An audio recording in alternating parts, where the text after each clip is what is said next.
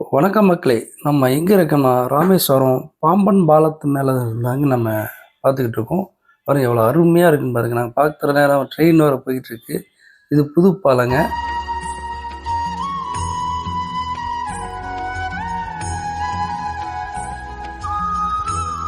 அதை முடிச்சுட்டு திருப்புள்ளனி பார்த்தீங்கன்னா ஸ்ரீ ஆதிகேச பெருமாள் திருக்கோயிலுக்கு தாங்க வந்திருக்கோம்.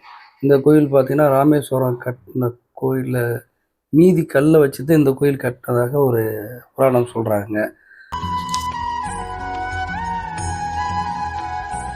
கோயிலில் விசிட் பண்ணிவிட்டு அடுத்து திரு உத்திரகேசமங்கை ஸ்ரீ மங்களநாத சுவாமி திருக்கோயிலுங்க.